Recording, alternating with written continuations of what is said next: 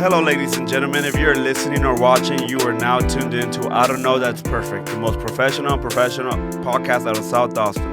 I am one of your hosts. I am Mario from the South Side, and I'm joined with my brother that I haven't potted with in a whole while now. It's been some time, man. I'm glad to I know. see you, I missed though. you. I started to miss you for I know, man. Hey, when I called you the other day, I was like, bro, to hear your voice again, man. I know. Me and Nick always have to have our weekly talks. So we'll stay on the phone for a good hour or so, just because, man, we need to sit down and just go over everything that's happened and what we have going on. Because if not, I don't know. It don't feel right if I haven't talked to Nick. Busy lives, man. Busy lives. But man. Today we have a very special episode, and by the time everybody watches this, you guys will get bombarded with a bunch of episodes that we have because, it's been crazy on our end. And just everything that's been going on, and it's been back and forth between me, Nick, and Mario, the other Mario. But today we are sitting down with some very special guests that I'm very happy to have here with us because these are very notable people in the city, in the music community. And just everything that these guys do, we have Riders Against the Storm. We have Chaka and Qi DaDa. How are you guys doing today? We're doing super good. Thank you guys. Honored to be here, man. You know what I'm saying? And I'm they told me Joe Rogan was gonna be here, but hey, he wanted to be, but I couldn't let it happen. Okay. Yo, we got a little underlying beef with Joe Rogan, but that's just on some just coming to Austin and try to take our buzz. You know Let's get him. Let's get him. You know what I'm saying? Let's get him, man. I'm glad to have both of y'all, though. Of course, because of the beautiful baby that we have coming any day now. I love that rollout that you guys did. I love the rollout. I was like, they got a new member coming in. You saw that? Yeah. Just saw that was lit. Yeah. Congratulations on that. Thank guys. you. I appreciate Thank it. It definitely was that little snippet was a good little testament to people's attention span because a lot of people was just went past it. It's like, they got a new band member coming. I guess I'll see him at the next show. I know. I was excited. I was like, I wonder who they're gonna get. I was like trying to figure out because you guys did the whole video where you guys doing auditions and whatnot. Yeah. That was awesome. Yeah. Shout out to Chris Hills and Monique for helping us make Monique that. Hatch. Okay. Yeah. Chris Hills is a dope comedian out here. Shout out. Okay. Yeah, he's on some new lineups. It's good. Okay. So, Baby, of course, is coming. You said a couple of weeks. Shaka, Shaka says I think it's gonna be February. I think it's gonna be February. We're going to January, but Shaka's saying February. I'm gonna trust that. Okay. But we're in that stage where it could happen anytime. Yeah, right? It could. Yeah, we're just about at that spot. Maybe it's another exciting. week or two, then it could happen at any point. So that's where we're at. Same thing happened for me, and my daughter ended up being a New Year's Eve baby. So I was thinking around January. I think we were told 14, and sure enough, New Year's Eve she came. Wow, That's exciting. Fireworks. Oh man. Yeah, for sure. The whole night. I just felt some butterflies, and I'm like, oh man. How's the whole process been for y'all, though? It's been super smooth. I've been I got like a super womb, so I've done a lot of work and focused on my womb. So I've had a fantastic pregnancy. That's amazing. It's really weird because I feel like a lot of people, if you have a great pregnancy, you're not allowed to say that you had a great pregnancy. It's like you're bragging. It's like you're bragging.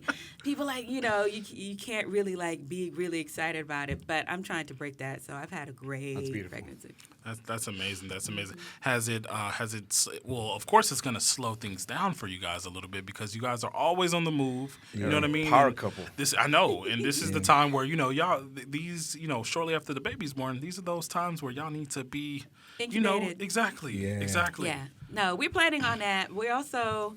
We roll with so many people, so many artists that have kids, and it's just like, man, you just gonna bring the kid on stage, but you just gonna, with some headphones right, on. with some headphones on. You gonna rock, you gonna roll. If you gotta be on the road, you gonna bring the baby on the road with you. You know what I'm saying? So, it's definitely gonna slow down for a window, but I also think he's just gonna be part of the crew. Too. Yeah. Definitely. That's amazing. Mbele, shout out to Mbele on the way. Okay. Yeah, that means beyond in Swahili. Man, that's beautiful. Yeah. Initially, his name was going to be Meta. Yeah. And then Mark Zuckerberg Zuckerberg messed that up. Oh, golly, Mark Zuckerberg. Damn, just trying to take that away. Trying to take somebody's shine, man. Okay. That's one of my favorite prefixes, I guess. So, metamorphosis is one of my favorite words. So initially, I was like, Meta. Meta means beyond. So I was like, all right, that's going to be it. Then Zuckerberg did his thing. And I was like, all right. So I went online. I looked up, Swahili. What does it mean? And Mbele is what it means, beyond. Yeah, I was like, that's cool. I like that. I love It's a when vibe. I love when you actually put thought into the Yeah. child's name. Yeah. Like my son is Hendrix. Okay. Because I grew up on Jimi Hendrix. Okay. So I have a love for him that's like beyond. And then my daughter's Lennox.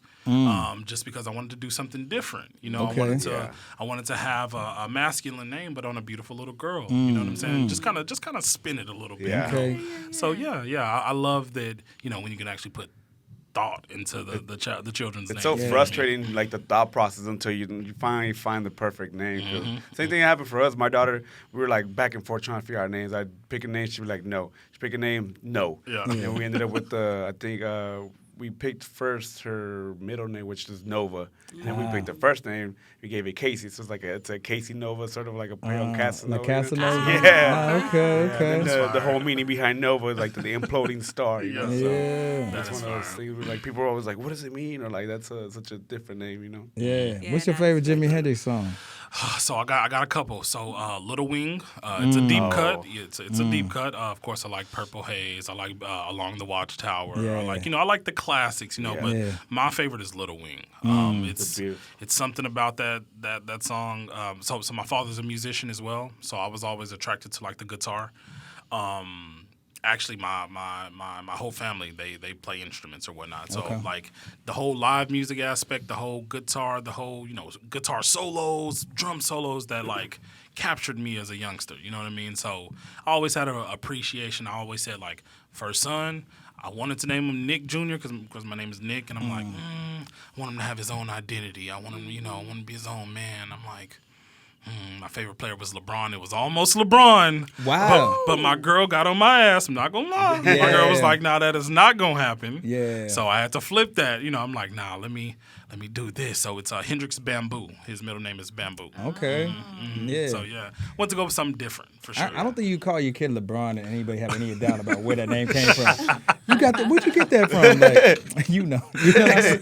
Like that's Michael, it could be Jackson, Mike Yeah. Tyson, Yeah. you know what I mean? The angel, Michael. Yeah. LeBron, I was like, yeah. Yeah, we know where that came. Yeah, we know where you got that.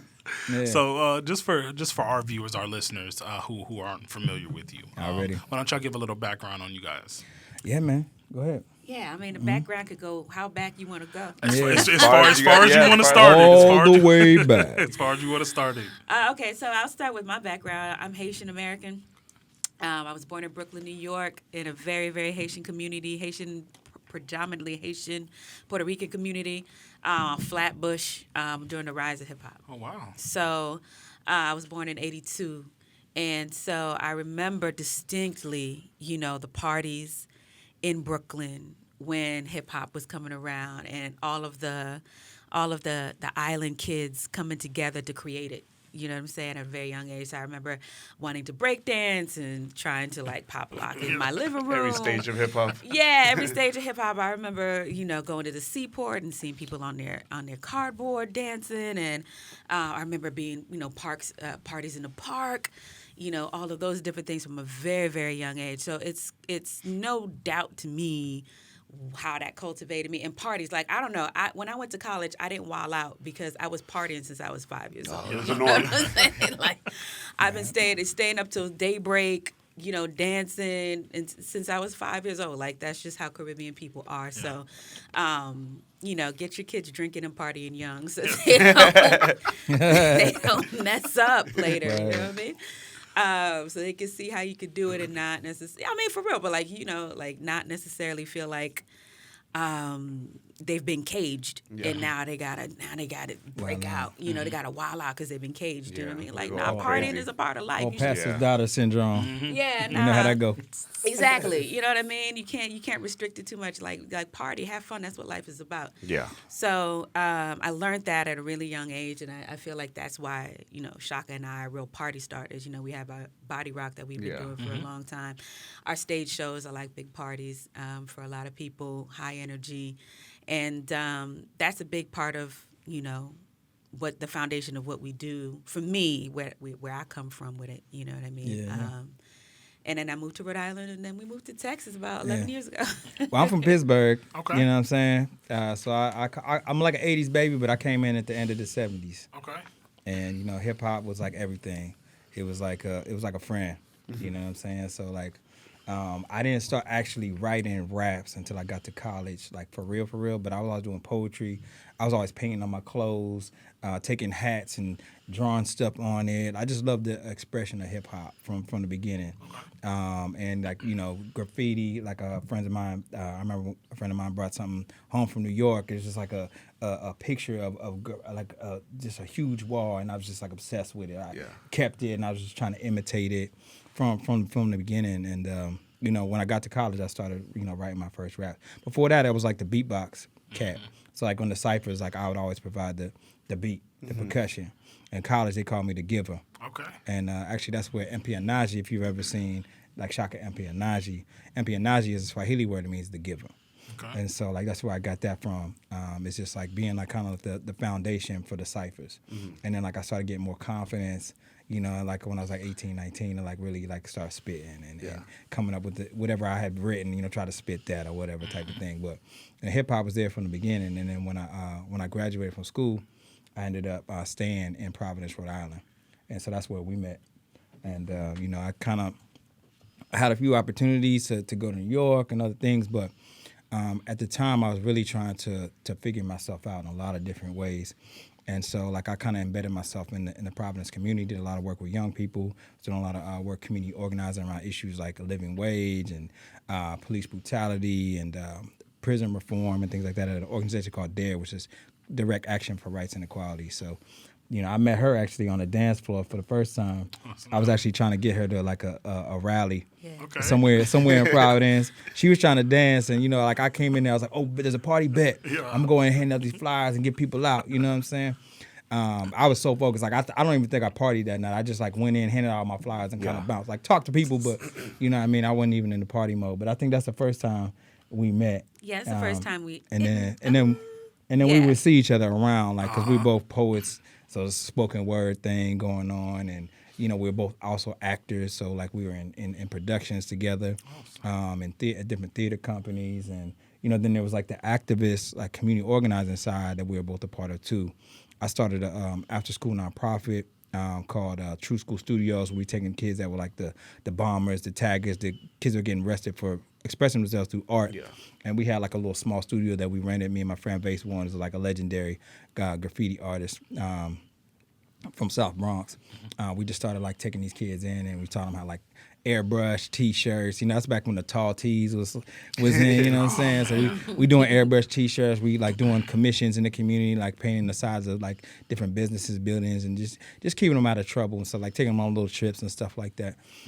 So that's the kind of crossroads where we met and became, you know, more than just friends. Yeah, and we also used to have a comedy show, and we'll get into that. Yeah. We had a whole thing. We had a whole character run for president in 2008. Yeah, people were voting for him. Like it's a whole thing. Okay, that's awesome. So did y'all No, actually it's have? definitely a movie.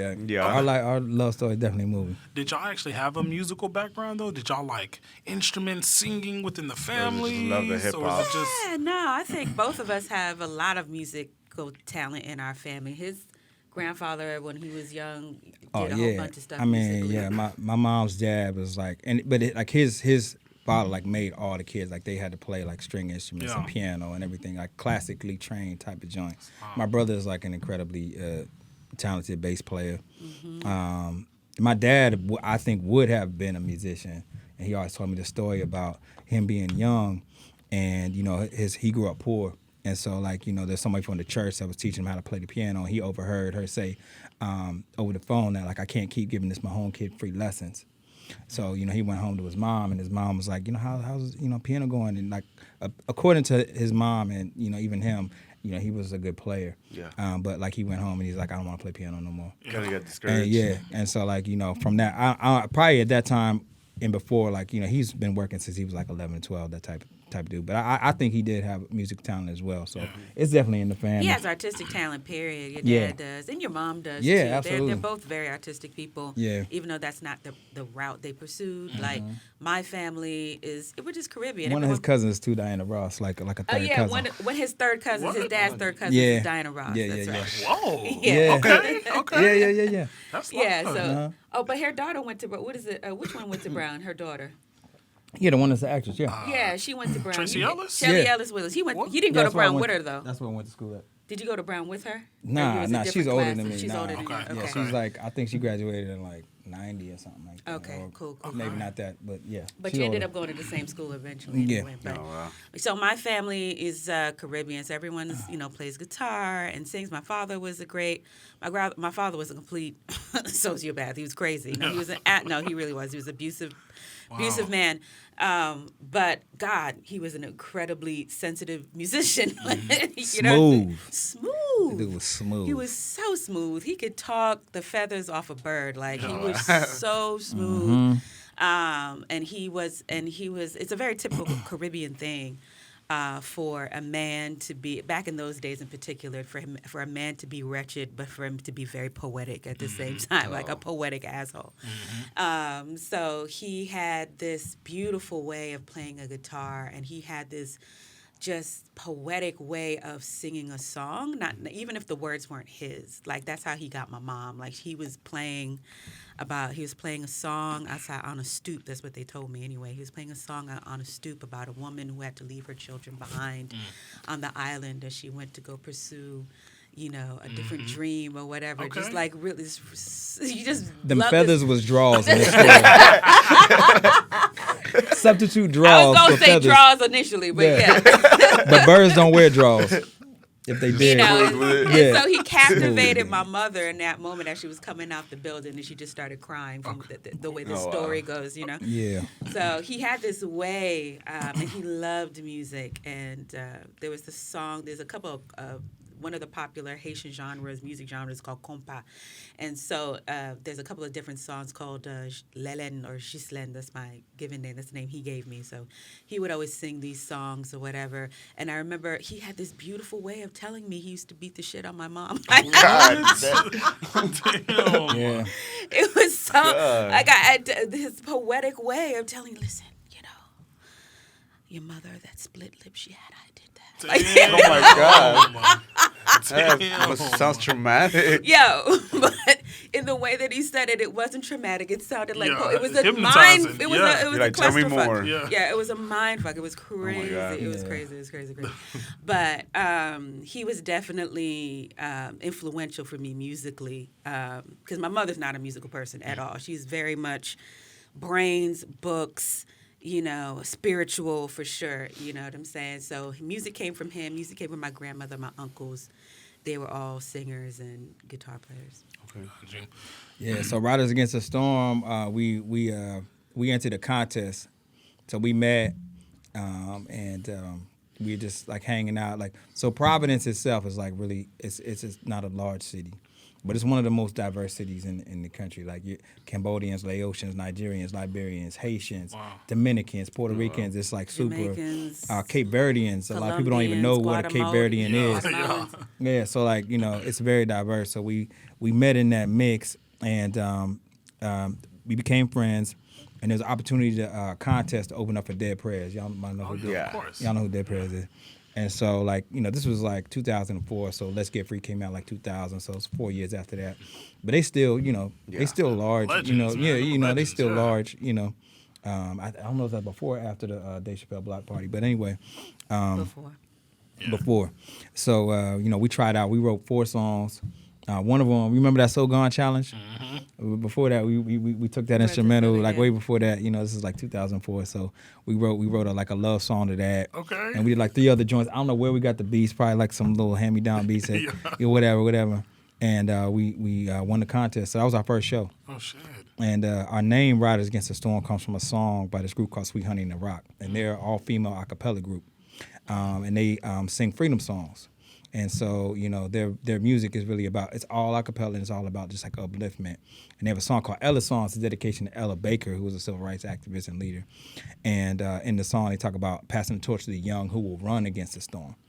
So, I was like, that's kind of loud. It just stuck with me. And I remember I was like, because I think I was grading some papers or something. I was in my bedroom. I was like, what do you think about Riders Against the Storm? She's like, yeah. So that was it. Yeah. You know what I mean? We came up with the name. We entered the contest. We won. And it's been on since then. That's amazing, man. Yeah. What got y'all so like wanting to be involved in the community like at a young age? I think that was just built. That family just built that into us. Yeah. Okay. You know what I mean?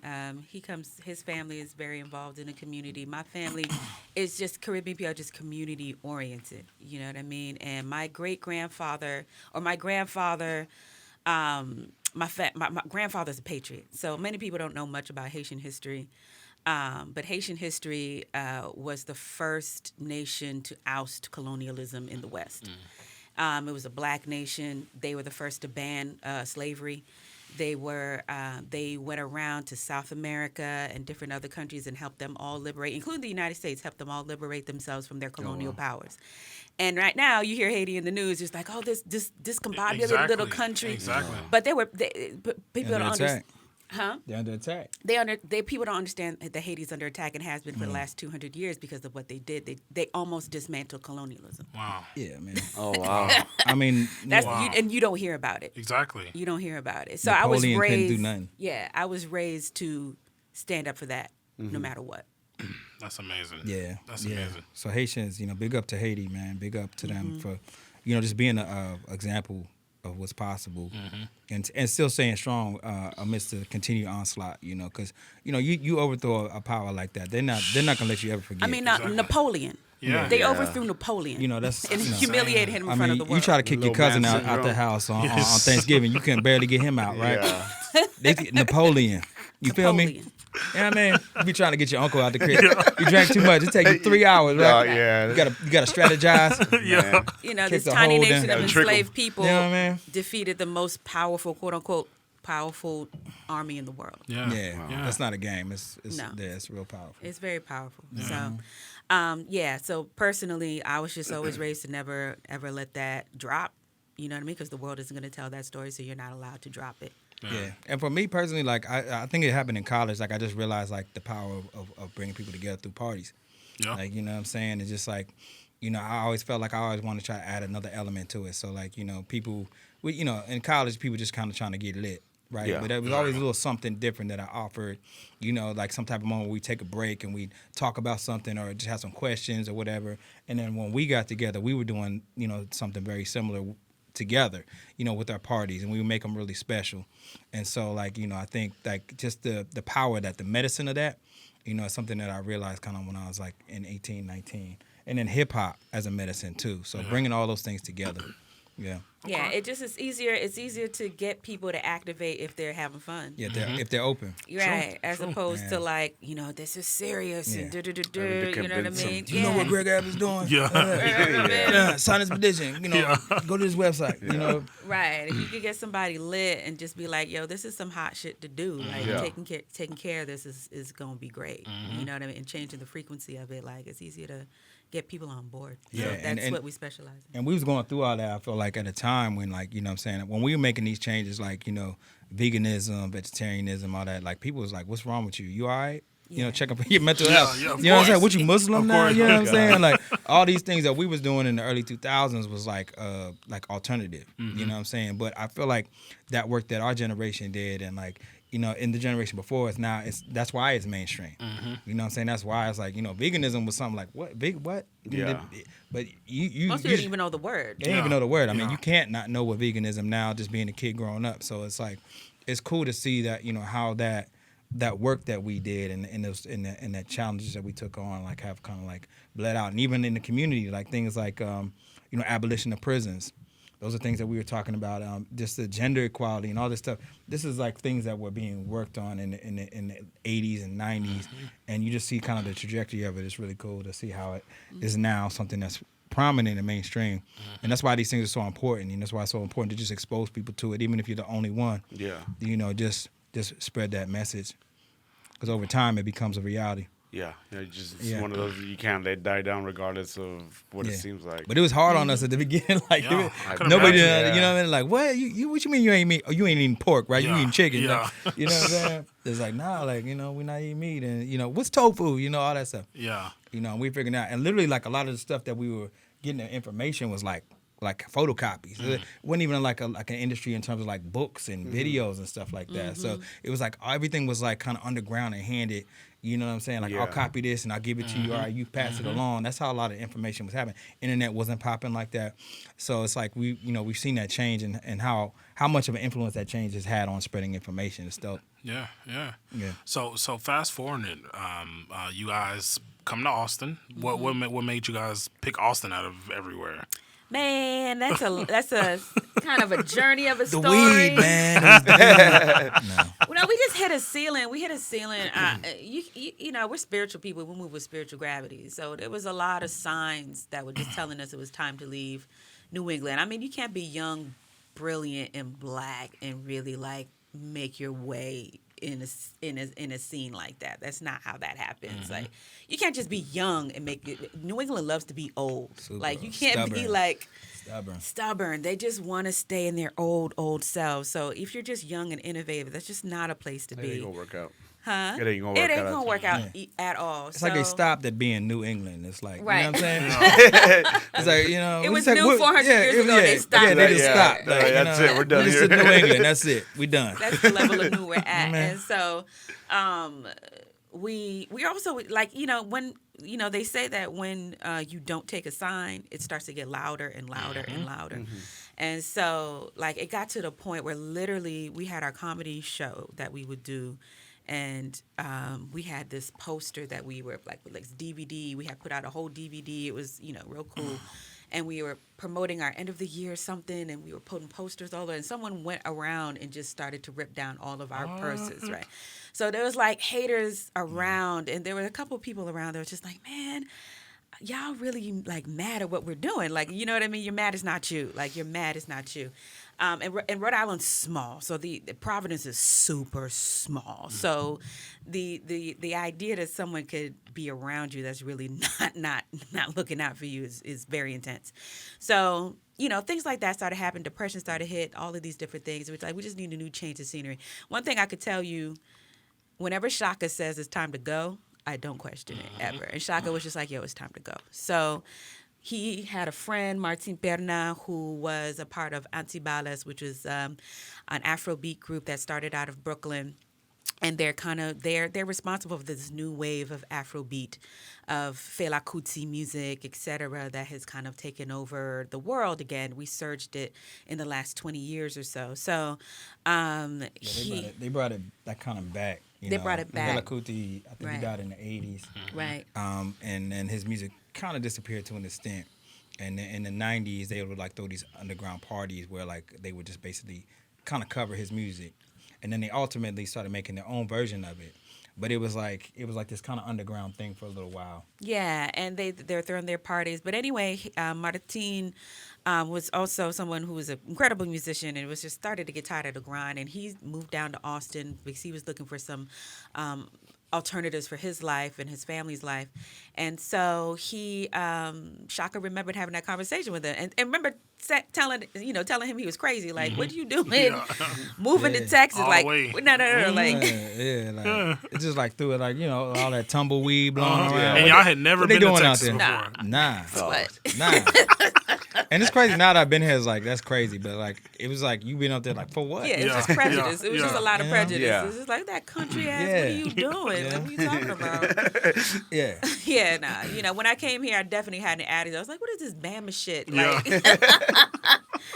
what is this Bama shit? And then I got it. I was like, oh, snap, you know. But so he moved down here, and we just decided to go on the road that summer and just be like, okay, let's go check out Chicago. Let's check out Atlanta that year, maybe that summer. But he went to New York for a second. And he was like, yeah, you know, I'm leaving for Nicaragua to go see his wife. And he was like, I got the keys under the mat. Just come down and hang out, you know. So we came down, and Austin was not as congested as the Northeast. You know what I'm saying? Austin had space at that time. Yeah. You know, This is 2009. It's 2009. Okay. And it was just a change of pace that we were looking for sure. And we just came down here, and the vibe was right. And we decided to go back, finish our album, come back down. And yeah, that was how we landed. Yeah, pretty much. And we just so we got here like right before 2010, December of 2009, like the end of December We met Chorizo Funk, DJ Chorizo Funk, in January, and we started Body Rock in February. Oh, yeah. Shit. Moving fast. Yeah. Moving You fast. hit the ground running out here. Yeah, I mean, there was no plan B. Yeah. There was no plan B. Like, we, and still feel to this day like Riders Against the Storm is like a calling. It's like a destiny, something that, we're fulfilling. It's like we're just following. It's not like a brand. I mean, it is a brand in a sense, but it's not like, it's like we had no choice. Like we have to like see this through, kind of. You know what I'm saying? It's just a mission that it's been bestowed upon us. So it's like, okay, we have to fulfill this somewhere, and where is it that we're gonna be healthiest? Yeah. Because we were, like she said, we were dealing with depression and other things. There's things that we needed to heal in ourselves individually, even in our relationship. So I feel like Austin was like the safest and kindest place. It was like a new breathing room that you gave. Yeah, you need a breathing room. Yeah. And it was affordable. Because we just had a lot of, it's like when you decide you're just going to do this thing, it's like it's just a learning curve to it, and we were just both working part-time jobs. I was substitute teaching, doing whatever, getting jobs, not getting jobs, going through the ups and downs, trying not to get a job, trying to focus on this, hustle. So it was a time where she was selling like little patties outside of the club when the clubs let out. We was doing whatever to kind of just stay focused on what we came down here to do. And it was up and down until about like 2013, 2014. Things started to really kind of come together. And that really like Body Rock was like the main thing that I think like helped us like really solidify. Yeah, nah, for sure. Yeah, and then we constant finally. grind. It was. it's I constant. mean, any artist knows that it's a constant grind. You know what I'm saying? But I think our genius is being resourceful, and then also we can do a lot of different things. It's Being like versatile. Kanye. Yeah, Kanye had said that once on the Drink Champs podcast. He's like, it's he's being Kanye. I'm not talking about me. I'm talking about Kanye. I don't think I'm out here like But Kanye was like, he was saying like, I understand if cats is mad at me because like I can do a lot of different things. Like if rapping is just your own thing, you're gonna do whatever to secure rapping. But I don't need to just rap. You know what I mean? I can produce, I can make clothes, I can do. Like I'm never really gonna be without. You have different outlets. Different outlets, different outlooks. And so like, Chaka and I both are the kind of people who understand. Who was it? Was it Nelly Furtado? Who said that? Nah, it was an artist. I'm gonna tell you her name in a second, but she basically was like, I'm an artist first, the medium is second. MIA? MIA. Yeah. Okay. MIA. She's like, I'm an artist first and the medium is second. So that's kind of like our attack to it. It's like I'm an artist first, and I can take whatever and make it into art. Give me film, give me clothing, give me food, give me music, give me the stage, give me, aesthetic, curating, whatever. Give me whatever material it is, and I can turn it into art. Yeah. So in that regard, there's not an avenue that we can't access. You know what I'm saying? And that has been our saving grace. We're grateful to be alchemists in that regard. Like, I can take whatever and make it into whatever I need to. Yeah, like hip-hop so we can survive and then go beyond that. I think that's what hip-hop is, you know what I'm saying? And so, like, we really, like, the spirit of hip-hop lives in us. It's like, I know a lot of people, people don't support hip-hop. It's like, no, like, hip-hop is about, like, wherever you show up, you let people know that you're dope. And you let them know through whether it's verbal expression, your style, whatever, you come through, and you're like, this is me, I'm dope, I'm expressing myself. And people, eventually gravitate towards you. Yeah. It may not happen right away, but, you see a lot of, it's kind of chronic with a lot of people when they start out. It's like, yo, what's up? Where y'all at? It's like, bro, that's your job. Yeah. It's your job to get them lit. If people ain't feeling you, there's something wrong with your spirit. Yeah. You have to lock in and figure out what the energy of the room is, right? Yeah, that's what hip-hop is. Mm-hmm. Hip-hop is about taking that energy and transforming it and elevating people. You know what I'm saying? So if you having a problem connecting, that's your problem. It's not like, people, there's something wrong with people. Yeah. People are coming there, they're there because they want that elevation. Because our day-to-day is mundane. Our day-to-day is like, it's challenging. It can get you in that kind of default autopilot. You're trying to break out of it. That's why let me go out. Let me see what's popping. Let me go out with my friends. And we want loose. Yeah, we want to experience something that we can't experience at home. Right, so your job is to like give them that, right? And a lot of people get it twisted. They think just because they can rap, or just because they got it. It's more than that. You know what I'm saying? And so, like, you know, hip hop for us, at least I could speak for myself. Like, that was the main thing that got me into hip hop, was just that energy that I felt. You know, what it gave me, and just like that, it would last a long time. Yeah. You know what I'm saying? And I could take that home and share it with people. Yeah. You know what I mean? So like that's what I think we do. We do better than almost anybody. Yeah. No, definitely. Yeah, we ain't scared to go on stage after nobody. Yeah. Right. Nah. As a matter of fact, get hungrier when we see somebody really tear it down. Yeah. Like, Yeah, ooh, like, Y'all ready? man, Get y'all ready. man, you know? You know what I'm saying? Cool. Well, Mario, let's run Dig or Die, man. Let's get into some music real quick. I want to come back to some Austin things with y'all, but I definitely want to get into the music as well. This is gonna be Diggy Da with CP Looney. The homie, man. Yeah, Shout out yeah, to yeah. CP Show, Looney, Big man. up, big show. up, big up, Loney. That was the sound of an opening of a White Claw. They're great. Sorry, wrong product. Right? We'll bleep that out. So I know, so they don't flag us on YouTube. Right? White Claw ain't paying, so. I know, Yeah. for real. We'll work on it. We get it. Yeah. But that was Dig or Die, featuring CP Looney. We're here with Riders Against the Storm, Chaka and Qi DaDa. Want to thank y'all again for sitting down with us. I can't thank you guys enough. You know what I mean? It's Just an honor, man. taking some time out of your schedule, out of your lives, to come just kick it with us and have some convo. Hey, shout out to y'all for following up. You Hey, know what I'm saying? And appreciate it. being persistent. You know what Yeah, I mean? appreciate it. It's a long time coming. Yeah. So just really quick, I wanted to ask you guys, just because we were talking about Austin and we were talking about music. What was like y'all's first just kind of overall views of the scene when y'all got down here At that time. Like it's 2009, so A lot of white boy blues. yeah, A lot of white boy blues. A lot of rock. Punk scene was pretty, pretty solid. There just wasn't like hip hop was like just it was random. It was just kind of like everywhere. Yeah. There was like no real spot, but there was a lot of really dope artists, and there was a lot of just dope art being made. Kid Jones was out here. Shout out Kid. Been out here for a minute. Ben Bucks, little skinny butt. Oh, He ain't yeah. skinny no more, but I know. I remember when he turned 21. I was like, dude, how long you been in these clubs, man? He's been in the club since he was like 15. You know what I'm saying? There was just an energy that was real cool. Also, Mike Exchange was happening. There was different little pockets of things that was cool. But that was it. Like when we first got here, there wasn't really a spot. So what we did was we created our own spot. Again, hip hop. You're not waiting for anybody to tell you you're dope. You're gonna just be dope and figure out where you do it at. So we on East 12th Street or on Cedar and East 12th, there was a little spot there that was started right before we came. November of 2009, this dude started this little studio. It was like a barbershop, a capoeira dojo, like a community space.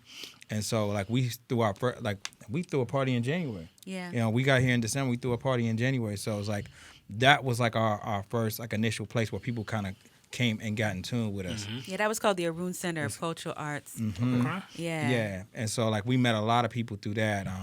The Cypher, Dashe Moonbeam, and I don't know if you know an artist named T Fly. She was a part of the Cypher. T-Fly. That sounds familiar. She's Okay. out here. Oh, she goes by Black Child now. Oh She yeah, goes by Black Child. of course. She Yeah, goes by Black Child. Back now, then yeah. she was Yeah, T-Fly. yeah. Yeah, so like a lot of people that's still out here, some people that aren't, but it's like so it's just like we kind of just like met on that ground and just went from there. And so like we started building our fan base through that, and then we brought our fan base to wherever we went.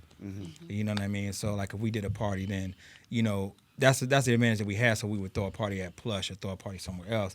Those people would come, and so that helped people have more confidence, because a lot of clubs didn't have confidence that hip hop could bring crowd, or they didn't have confidence about who was coming and things like that. And they were just being prejudiced. Yeah. I mean, They were just being discriminatory. there's that part too. So it was a mixture. So, and as somebody, sometimes you can't tell. Yeah, Is it prejudice? exactly. Is it they just don't numbers. know? Yeah. So that it was like that. So we were just trying to figure things out, but we found a place where we could like be like centralized, and we built from there. Yeah. What I like about y'all so much is like with everything that y'all have going on, y'all still, of course, give back. Y'all still reach down to the up and comers or the people that y'all feel needs assistance, or you know what I mean. Just a lot of the times we don't have that in the community. Yeah. And for somebody to actually, for one, I'll be honest with you, I thought y'all were from Austin. You know what I mean? I really did, just because of y'all's vibe, and like y'all are embedded in everything. You know what I mean? So I'm like, oh, they probably East Side, born and raised type shit. You know what I mean? Right. But to see that, it's super refreshing because it's something that's needed. Yeah, I mean, I feel like that's just part of our upbringing. Like, it doesn't matter if I'm from here or not. Like, I understand the struggles of communities of color. Yeah. It doesn't matter. So, despite what some people may think, like that, I'm glad that you see that. 'Cause some people don't. Yeah. Some people don't think that, but that's the truth of, how we function and operate. It's like, because we came up trained, you know what I mean? I think that's the other thing too. Like, Chaka and I had mentors. We had people who trained us and said that this, you want to go far, go by yourself. I mean, no, if you want to go fast, go by yourself. If you want to go far, you go together. So that's always been our mantra. And there are times we've been like, oh, you could get a lot further, a lot faster or whatever if you kind of just like, man, forget that. I'm just going to do me. You know what I mean? But that's not really who we are. Like, I don't need to be a millionaire before I provide for people. You know what I mean? I don't need to be super duper whatever in order for me to provide and support for people, because that's not who provided and supported me. It wasn't millionaires that gave me food and sheltered me and showed me a way and encouraged my art. That's not who did that. Yeah. So, it's a real value to it. It's a real big value to that. We always say community is our greatest technology. So like when we were struggling, it was always somebody that stepped up. Somebody that give us $100, give us gas money. There was a time where, we had a friend come over and fill our refrigerator groceries. What y'all need? We went to the store and he bought it, and we literally, filled our refrigerator. And that was based on their affinity and affection for us and what we did and who we were. So, in lack of having necessarily money in your bank account, having people, is such a great resource. Yeah, and so, sure. We built from that, and that allowed us to start to gain more finances. But like, no matter what, there was always that feeling that like, if you don't have money, you got something. You got something that you could offer. You know what I mean? And don't feel bad if you don't, but if you do, share that. You know what I'm saying? And so like, that's what DAWA kind of comes from. That I started that fund in 2019. Is before starting that fund, we would always come together if someone needed help behind the scenes. People do GoFundMes and stuff like that, but it would just be like, yo, send me, $20 Cash App. All right, I'm gonna drop this off to the homie that, their car is in the pound. Now they can't get to work. They might lose their job. What the day-to-day thing is like. So like, I was like, why isn't there a place where people can just get money, a couple $100 really easily, where you can just apply and get it? And I was looking around, and there wasn't anything like that. So that was the beginning of the concept for DAWA. And we can only do that because, one, we had the community when we were struggling, and we got solid on our feet, right? And then two, now that we're in abundance mode, we actually have extra. Now we can actually breathe and look around and see what more we can do, as opposed to just being in survival mode where, you can't really look ahead. You can just look at the next day, maybe the next week, next month, or whatever. When you get out of that, now you're dealing with abundance.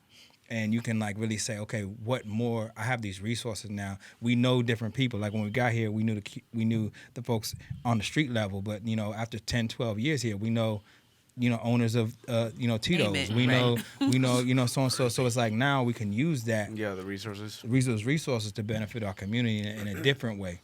We can have a greater impact. So it's just like realizing that and taking the opportunity to do that. Yeah, and I'm actually a recipient of the word? fund as well. So I want to personally thank you guys. Awesome. I want to personally thank you guys. I know you guys were doing the testimony videos. I didn't know if y'all were picking certain people or people like do it on their own. But hey, I definitely do one because, without too much detail, it definitely helped me. That's what's definitely helped. Yeah, and just the whole like the card with the personal note on it, man. That it felt special. Yeah. It felt like it came from like love and not just like, here, take it. You know what I mean? That's the thing is like, you go through it as an individual, Like there was times where people probably thought we was good, we wasn't. You know, they might be writing an article about us. We might be opening up for so and so. People like, oh man, y'all in there, you got it, bro. We we scraping together money to get home. You know what I'm saying? Yeah. It doesn't mean that you're not valuable. It doesn't mean that what you're doing is not successful. But it's hard to take certain paths in life. You know, artist, musician. But even social worker, even healthcare provider, these jobs are not highly valued on a financial level. And you can be healing people, you know what I'm saying, helping the elderly and whatever, and being a straight up asset in your community. Yeah. That doesn't mean the money's coming in. So it's like those are the people that we look out for. It's like we see you is what Da was about. It's like we see you. You provide a special medicine in our community, and we want to honor that. That's beautiful. You know what I'm saying? And you shouldn't have to jump through hoops for it. Yeah. No, yeah. You know what I'm saying? Very easy. Very easy. I'll tell you, it was simply filling out an application, fill in the blanks, and Yeah. that easy. So no Yeah. hoops jumped through. That's dope, man. I meet people every day. You know what I'm saying? Because like, and it's also cool like that I do know names that's on there and be like, yo, man, that's dope. Like that person's getting support. Yeah. You know, but there's so many people. It's been 600 people. We've given out over $100,000 in the last 2 years, and that's all been through relationships. Yeah. You know, like we're just now about to file the 501c3 paperwork for it. But like it's all been like relationships. You know, we're building stuff just based on people seeing what we've built over 10 to 12 years, and just like knowing like, yo, if I give you money, you're gonna do what's right with it. And it's been like that. So it's been a blessing, man. I can't tell you how much joy it gave me to like literally. There's a point where I was like, we were talking. I was like, yo, we literally like making money. You know what I'm saying? Like I'm sending out these cards. I was like, this is so live. Like it just gave me so much joy to know, like, you know what I'm saying. I called out to people and they heard it. And then I'm able to just take this money they gave me and just give it out to the community. Yeah.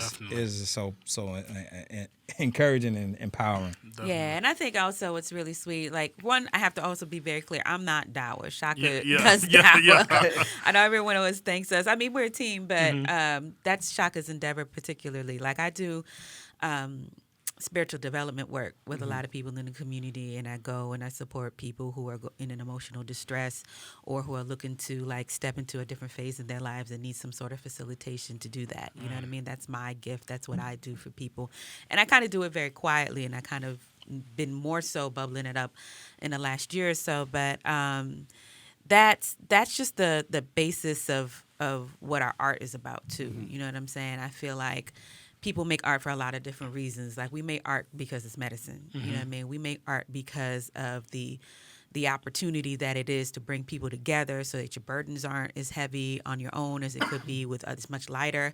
In Haiti, they have a proverb that goes, "Un pile main sous chai balu," which means a whole bunch of hands on a package, on whatever. It makes it much lighter, right? So, I mean, that's what the party's about. That's what our work is about. So, when people feel what they feel when they come to our shows, it's not just because we're lit, you know what I mean? It's because we've been trained to how to actually produce medicine for people so that they actually walk away with it and feel different and feel lighter and feel people cry.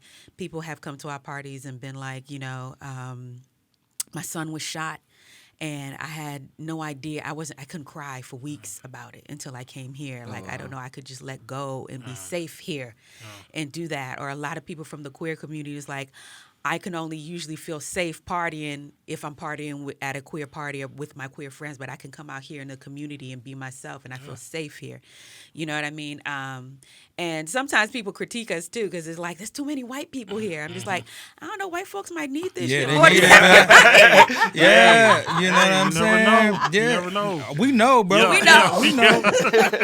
They need this, they need that medicine, man. You know what I'm saying? So we are,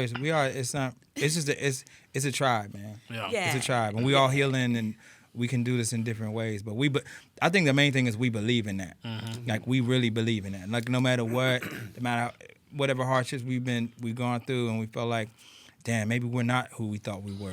Maybe we don't have the talent that we thought we did. Maybe this isn't our calling. That is a real thing that we've gone through. Yeah. But no matter what, like deep down, we always believe that like it's deeper than rap. It's deeper than any of this stuff. Like we're here like on a mission, and so that like always carried us through no matter what. And that's the weird thing too, because you said too many white people, right? I've seen criticism of Chaka. You know what I mean? I've seen it. You know, I've been on social media, Okay. and we definitely don't have to call any names or anything. But just to hear you talk and to hear you guys and what You talking about Wayne right now? Yeah. Hey, you threw the name out Yeah. there, so I mean, let's do that. Okay, Let's talk about it. Let's talk about just to hear, you know, what you're about, like actually sitting face to face with you. You know what I mean? Yeah. It's almost like it's not almost. It's insulting that somebody could. Nah, exactly. To- That you know was what the I whole mean? thing for me. That's why I checked them because it's like, bro, like you are a guest here. You are a guest here. You don't even understand. You can't even begin to understand who I am Yeah. as a person and why I'm doing this. I know you think this is something that where you can, build a brand or you can build artists or whatever. You're thinking about being an entrepreneur or whatever you think you're doing. No, this is my life calling. Yeah. Don't you ever in your life come to me and act like you on my level. Yeah. Because you don't understand what we're doing here. And if you think for a second that I'm doing something to harm people that I've supported, bro, that should not be tolerated. And that's why I responded the way I did, because this is disrespectful. You as black and brown people gonna let this white dude get up and say this? Y'all crazy. Yeah. Y'all absolutely crazy because people are worried about their money, or they worried about opportunities that might come their way or not come their way if they say something, if they're vocal about it. That's why I appreciate what Confucius did and said, like, yo, we should not tolerate this. These are OGs right here. These are cats that are taking shots for us. You know, like literally, you know what I mean? People in this town have told me that, like, straight up to my face, like, yo, you would have more opportunities if you didn't talk about the things you talk about. Yeah. The rooms that I've been in where I've been like, nah, it ain't going down like that. Even in this city with the live music fund, we would not have this opportunity that we're about to have as musicians and as creators of color if I wasn't in the room, if I didn't have the opportunity through the Councilwoman Natasha Harper Madison asking me to be a part of the Music Commission. You're a chair, right? I was the chair, Okay. but Got a baby coming. Got it. People don't even understand. Like in 2020, if I wasn't like, no, we got to stop this nonsense talk that we're doing and address the fact that for decades, black and brown people have been neglected, underrepresented, and not at the table. You know, what are we gonna do? We're gonna put money where our mouth is, right? And first I was talking about black, like you need to get back to black people specifically. You know what I'm saying? Because the gentrification and everything has been crazy. We're the only group that's population is going down. Asians are now more represented here in the city than black people. And that is directly correlated to the time when they named the city in 1991, when they named the city the Live Music Capital. From 1991 till now, it's gone down every year. Right? So, you know, when people come in here as tourists and having a good time and decide they want to move here, from that moment, you know, black people have had struggles here. And so I was like, you know, we're not going to talk about how hard it is to be a musician in the city. And you're not going to talk about the fact that, you know, black people have had it, you know, just in general, period. We're not even talking about musicians. Oh, you feel bad for musicians? What about black people? What about the black venues that closed in the 70s and 80s? You want to cry when a venue closed now. You know what I'm saying? Like, these conversations was not happening. And so for him, Wayne, to even think that he could say anything to me about keeping money out of musicians' pocket, are you crazy? I mean, you represent Jay Soulja. I created 2 jobs for Jay Soulja during the pandemic. And that's what I was gonna say. That the response from all the artists, his artist DZ Brown. I paid him to come and perform for 20 minutes. I paid him good. Yeah. Ask him about it. Yeah. You know what I'm saying? And folks not saying nothing. Folks not saying nothing. Acting like this is okay. And the thing is, in the background, I'm getting texts, I'm getting emails, people saying that he's out of pocket. He's done this with this artist. He's been off with women in the community. I'm like, Oh, wow. and y'all not saying that? But again, like, I can't expect y'all to have the same level of integrity or to move the way that I move. But that's why I called it out, because you're not gonna do that on my watch. You might feel like you could say that to anybody else and these other artists out here, and they might just not respond. But nah, bro, like not one of the few out here that has taken shots, literally, and threatened his own career to make sure that people coming behind him are good. You know what I'm saying? And we're not even gonna go down a list of artists that are coming up that I've literally put money in their pockets, thousands of dollars in their pockets. And I'm not even talking about Dawa. Yeah. You know what I'm saying? Yeah. Or people, like, when I'm in the room and they're like, yo, Chaka, you know, and they get the opening slot to open up for so-and-so. These things don't just happen. People hit me. It's so much stuff happening behind the scenes. Wayne ain't got nothing to do with that. You know what I mean? So it's like, for me, it's like, how dare you? How dare you ever in your life? And we still haven't met, and we still haven't gotten the apology, but we were trying to set that up earlier in the year. But at the end of the day, I just decided like I'm just gonna let it go. You know what I'm saying? If he still wants to do it, let's do it. But I'm not gonna expend any energy trying to find you. You owe me that apology, Wayne. Yeah. You owe me that apology. You should be going out your way. You know, his number changed or whatever. Whoever's around him should make sure that he does that. And Sit down and make that apology because he was out of pocket. Yeah, for sure. Way out of pocket. That whole situation was very tasteless. And me being like a actually direct friend of Wayne that has met through the podcast and just because we have done a lot of work together, at that time was one of those situations where we spoke about it. Like after it happened, I was like, because I was confused as to why that happened. You know, I tried to make sense of it. I was like, okay, like unless Wayne knows something that nobody else knows that has happened. And that was the thing is he was acting like he knew something. Yeah, That's even more cowardly to be like, oh, just wait till the music commission. And then I'm like, I bet. And then not show up to the music commission. You ain't have nothing, bro. You just don't like me for whatever reason. And that's okay. You don't gotta like me, bro. I don't like everybody out here. But don't you dare ever in your life make an accusation like that. And then when I respond like, what are you talking about? What are you saying, bro? And then just stick your chest out even more. No, yeah. Bro, are you serious? Yeah. That's when I was. And there's so many people just watching it like this is entertainment. I'm like, bro, like that's what I'm saying. I think a lot of people don't understand. This is my life. Yeah. Like this ain't a game to me. You know what I'm saying? And I'm not in this. It's not entertainment. I'm not an entertainer, right? Facts. You know? Yeah. So when you coming at me, like you coming at my wife, you coming out, this is my life. This is my life.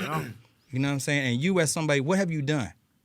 You know, Tita left. Harry left. He got one artist there. You know what I'm saying? And the reason, we're not even going to go into that, the reason these artists left him. But bro, like, you're not black. You're a guest in this culture. Act accordingly. Respect the people that hold it down for this culture, that represent this culture, that was born into this. You learn. I don't know where you grew up, but you learn. Yeah. This is a part of our DNA, bro. We ain't playing. You know what I'm saying? So, yeah, man, that's unfortunate situation. I'm very surprised, honestly. I was under the impression that like there was a sort of apology or sort of agreement that happened. Wayne still hasn't apologized. Because when all of this happened, I spoke to him directly and we talked about it because he had came to me for advice. I was like, bro, you really need to go and talk to him and handle the situation because the way you came at him, you had to have an understanding that like this is literally the same thing you just said. Like you are white and in this situation, there's no way around it. Like you need to talk to him and first and foremost apologize and at least there's nothing else you can do behind that, you know, like. And it's like anytime you publicly do something like that too, you gotta return it with a public apology. You have to go amongst the people. If you stood on that, you made those type of comments, you made those type of character assassination comments. Keep that same energy. You just have to. You have to at the end of the day, you know. I think a lot of people around him were echoing that same sentiment too, and I think we'll see what happens. At the end of the day, I think it's just having been around it and having been around a lot of people who were around him and a lot of people who were around us and people who were in between and trying to figure it out or whatever. I think at the end of the day, what it is it's a statement. The way I saw it is like this is ultimately a statement to a lot of people to be like, you can have a lot of confidence in yourself. Don't you ever think that you can have to take any kind of comment, any kind of egregious action from somebody and think that you don't have to stand up for yourself because you might lose something. You'll never lose. There's a thin line between confidence and ignorance. Right. You know what I'm saying? Like, you never have to do that. And trust me, there are times where it's like, it's easy to kind of like fold and buckle and whatever, but you got to believe in yourself. Like, we just finished watching, was it Richard Williams, the King Richard? Yeah, King Richard. Man, you got to believe in yourself like that. Like, $3 million, I don't give a damn. I said I'm the best. Yeah. And you're going to address me that way. Yeah. You know what I'm saying? And so it's okay to believe in yourself on that level, and you never have to take shorts. Yeah, man. You never have to accept and a whole lot of these beneath you. A lot of these artists talk about black this and black that. They wasn't black when that shit happened. they was real quiet. You know what I'm saying? And that's real words. It's harsh, but it's real talk, man. They want to talk about the problems and Black Lives Matter and all that. You know what I'm saying? Again, tell me who has given out almost over $100,000 in the last 2 years to black and brown people. You know what I'm saying? No strings attached. Tell me who has done that. And then if there's somebody like that and you're in the community, that person should be protected. Mm-hmm. Definitely. You can't touch, Definitely. to me, especially if I'm a recipient, that's someone you can't touch. I don't care. You could talk about who, you know what I mean? All these knuckleheads out here, whatever, they ain't about nothing. No, Chaka's about something. Whether you like him or not, he about something. He doing something out here. Yeah. And people just sat back and watched it, ate the popcorn and watched it. And that was hurtful. Yeah, definitely. That was hurtful. Definitely. You know what I mean? And I told a few organizations that I was like, y'all didn't say nothing. And they came after and apologized to me, but it's like, y'all don't understand what this is about. It's not about making songs about our pain. You know what I'm saying? It's like you want to make a song about your pain, but like literally there's an opportunity for you to stand. And not make some art about standing, and not make some art about this experience. Literally, there was a white person out of pocket coming at a black leader, and y'all was silent. Man.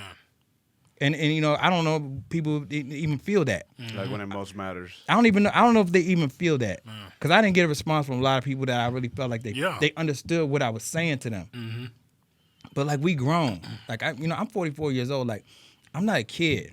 You're not gonna talk to me any type of way, ever in your life, right? And so like another reason, like she said, that I made the stand was that it's like just to set an example.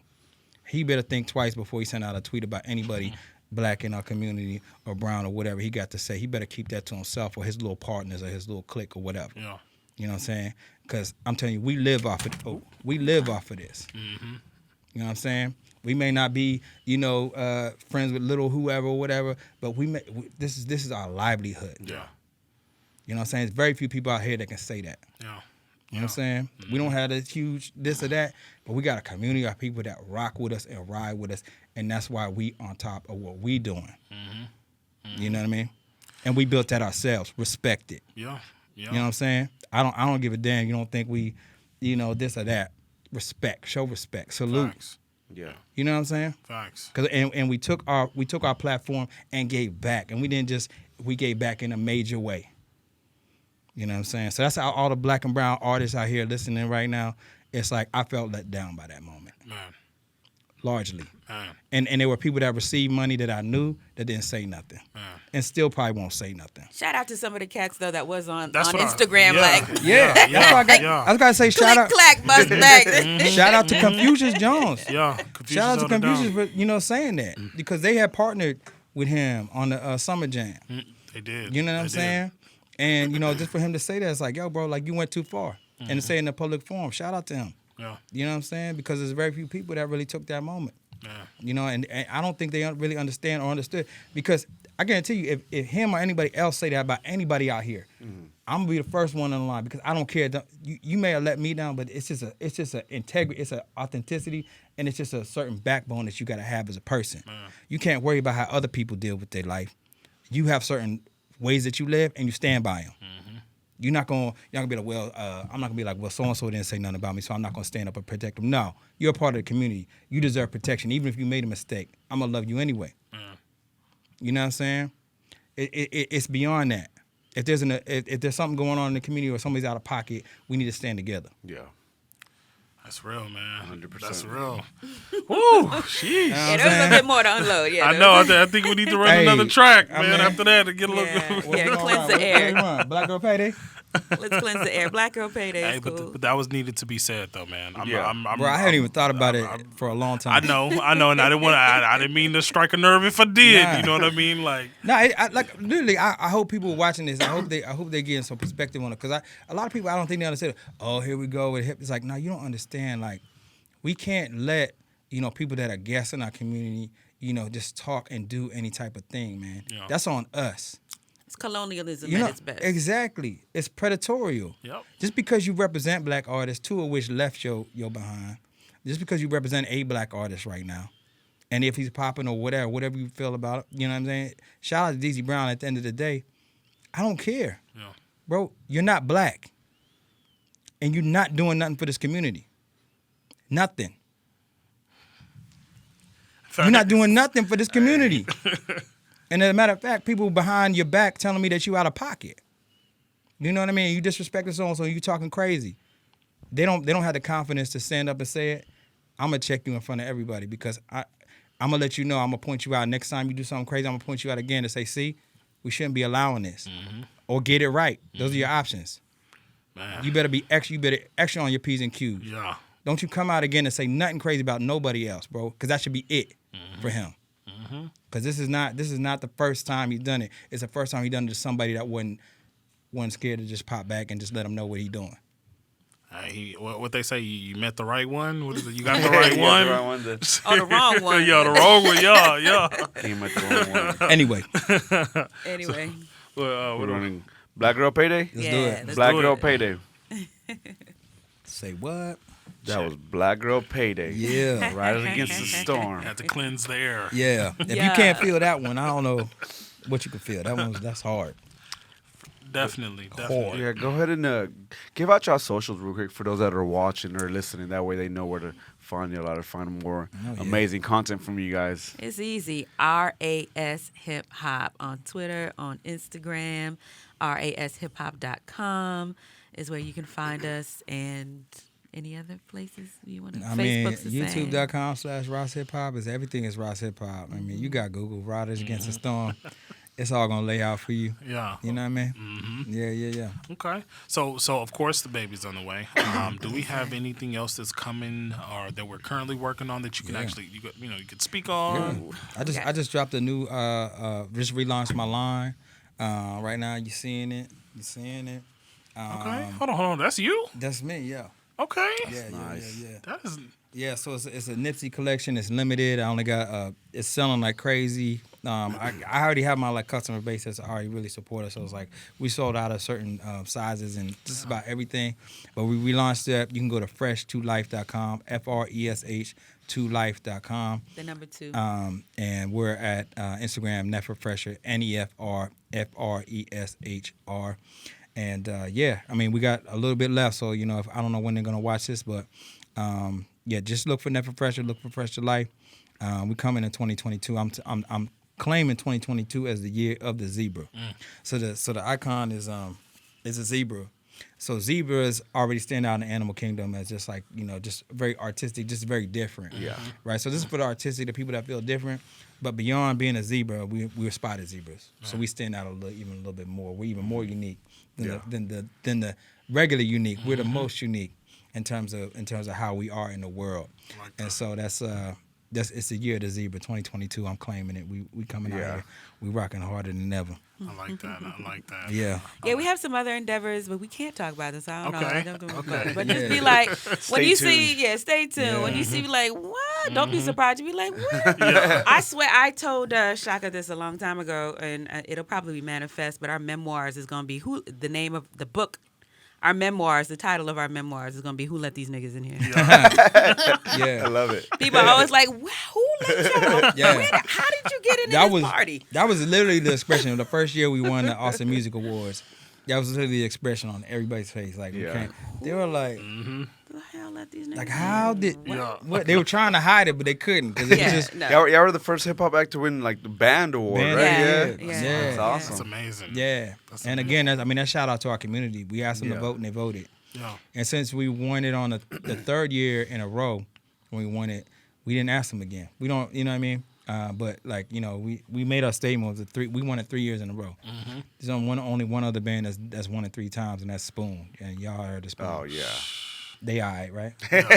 Ain't no rise. Yeah. No. They dope. Spoon Yeah, is they dope. are, Like, yeah. Spoon is dope. I'm just saying, like, that's an honor. Yeah. You know, and it's an honor to be loved like that, to have community like that really wants to see us, reach where we want to go. Yeah.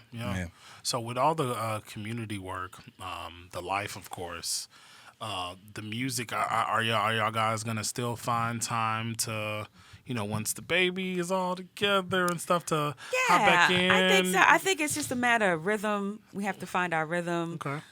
We got some music that we're still working on. We got a track that we're working on with a producer out of Houston. I don't know if I can say that or not. But yeah, Charles White, Oscar White. Pardon me, Oscar White out of Houston. It's a really dope track. I think at this point in our phase of things, though, we're kind of looking for more firepower. And that's what we're really kind of like falling back and working on right now. It's like really gaining the infrastructure that we're looking for so that we can like really blast off the way that we want. I mean, there's always opportunities. There's always been opportunities to be on board with this, that, or work with X, Y, and Z. But if it's not really like the correct formation, if it's not really going to allow us to be like free the way we want to be free, it's not necessarily something to jump on. So right now we're building our own infrastructure. I can say that we're building our own infrastructure that is really going to be dynamic, and I think people are really going to be shocked as to the way things as to the way that we start to produce our work. Like, you know, like it's going to be completely out of left field. Just really be excited about it. Just, you know, not just on some music shit, but on the caliber of orchestration that we're actually capable of. Yeah, we're just gonna put ourselves on. Yeah. Yeah. You The know, best way to do it. yeah, man. You know, Yeah. we're gonna put ourselves on in a major way. Okay. Yeah. Okay. Yeah. That's amazing. I can't wait to see what's coming. Yeah, man. yeah. Like for real. I mean, like, y'all might be a part of it on the hey, low. I We'll know be there. We'll be we're there talking one way off or another. mic. Hello, You know, I we're know, talking you off know what mic. I'm Hey, saying? just let us Yeah, know. no, we 'cause- got plenty of hey, stuff cooking, man. For real, sure. for real.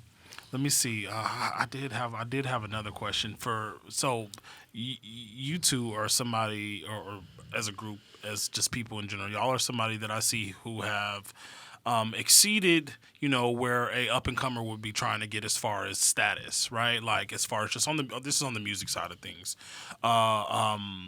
You know, what type of information would you give to somebody on the up and coming? What type of advice would you give to somebody just to kind of stay on the path and staying grounded and, you know, mentally staying in it? You know what I mean? You know, because y'all are two people that I see that are very knowledgeable, very in touch with your spiritual side of things, and I think a lot of people aren't. You know what I mean? And, you know, tapping into that can definitely open up, you know, the mind. It can open up, you know, just doors in general. So what type of advice would you give to like up and comers? Gosh, a few different things. I think most people, and I understand the internet is the place of like go viral and pop off.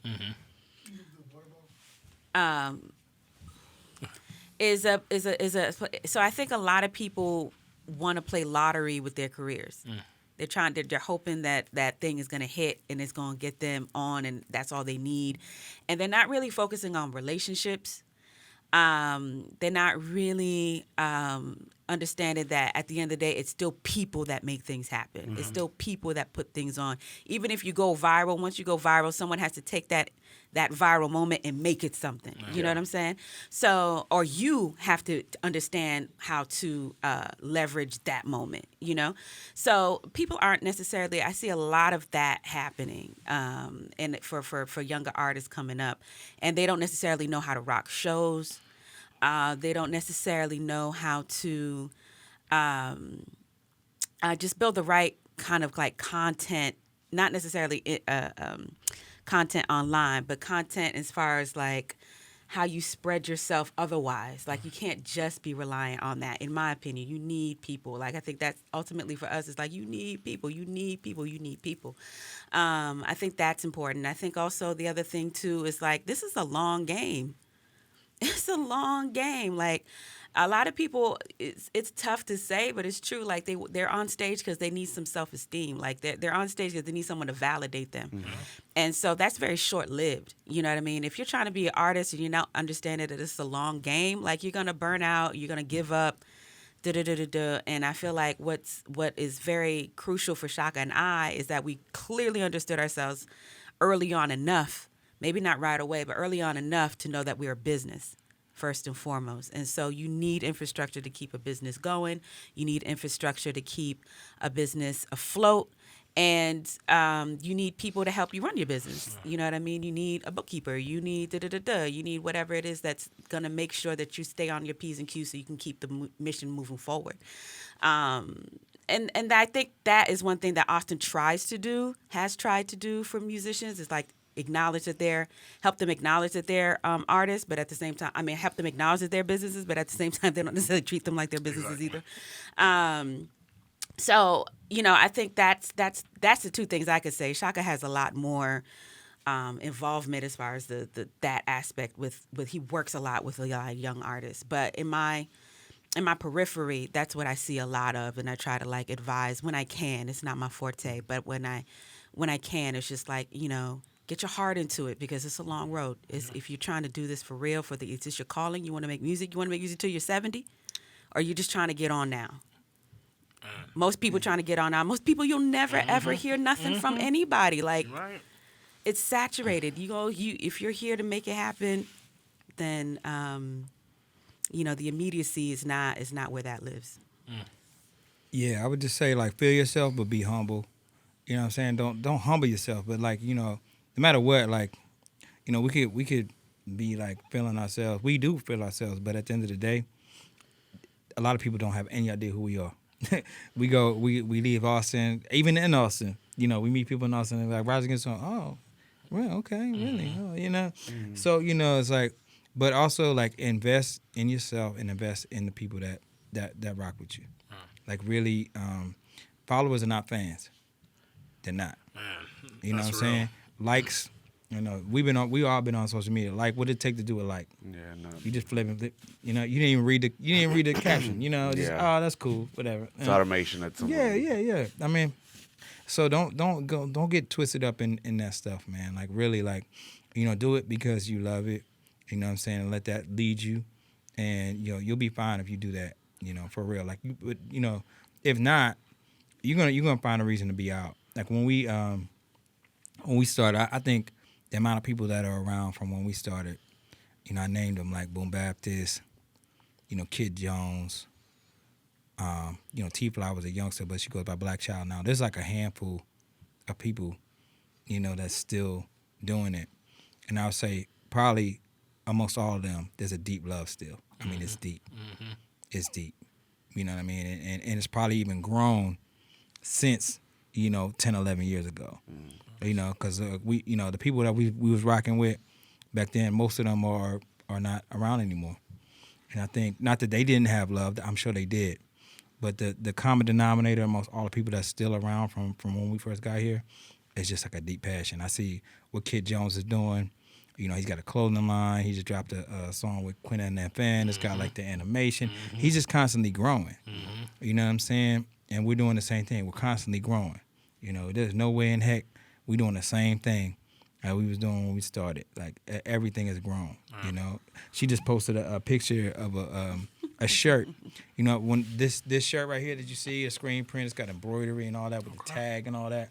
I started just buying shirts, that were on sale on clearance, blank, stuff, and then just put them in a box, and every now and then I would paint on them, and I would do a pop-up, or at our shows, I would sell them as merch.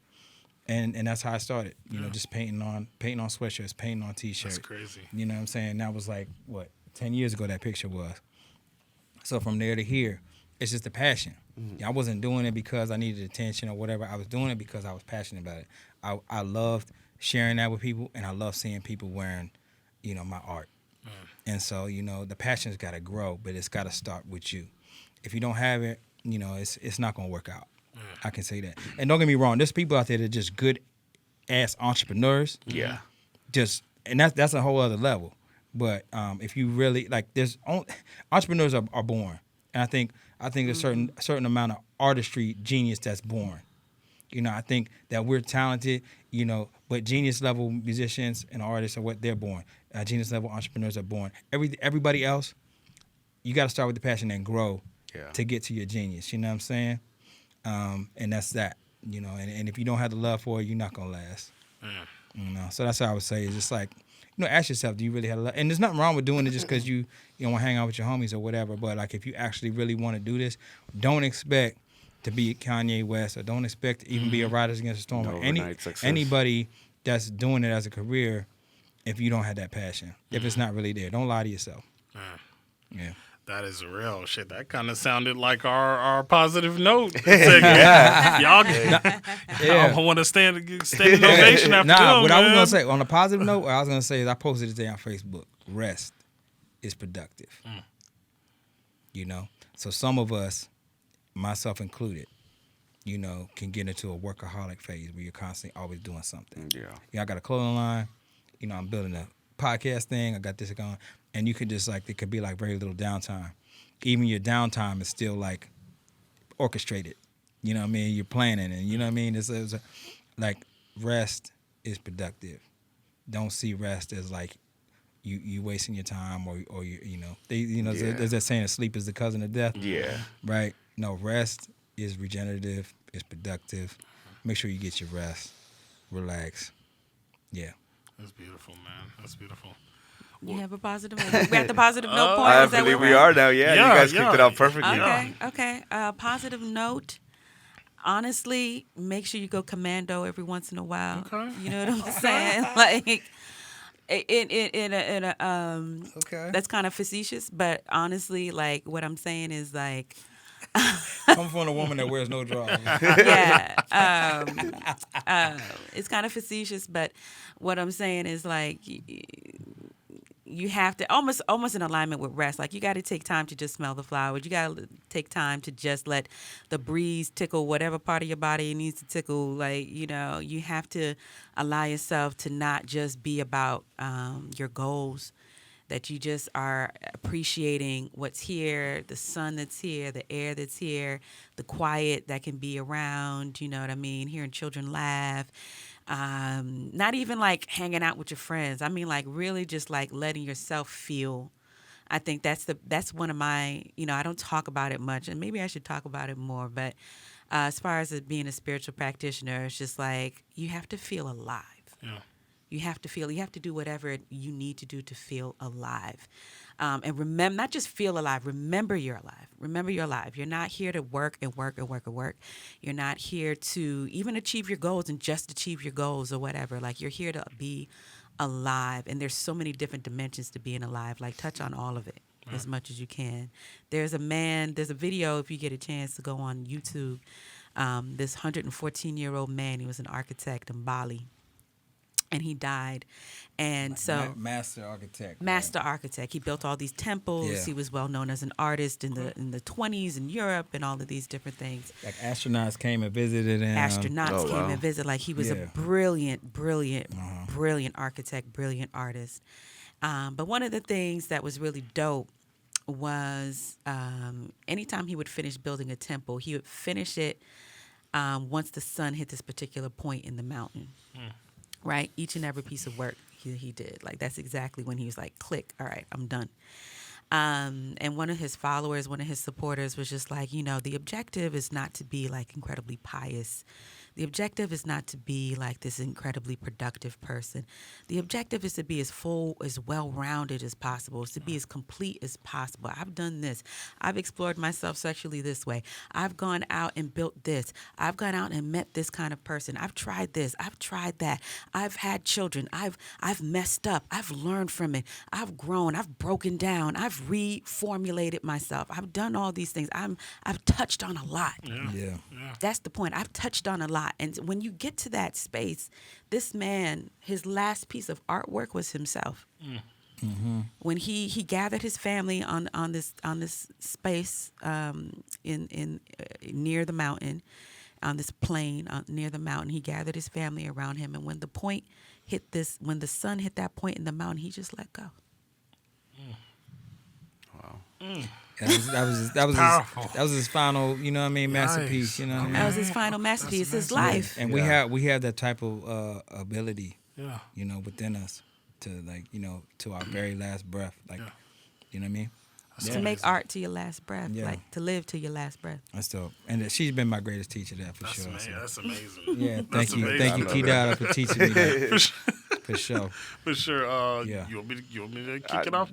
Mine's will be quick. I've been real focused on celebrating the small wins. Yeah. Sometimes myself, I can get wrapped up in, why isn't this far? Or why aren't I this successful? Or I see stuff working for this individual, but not for me.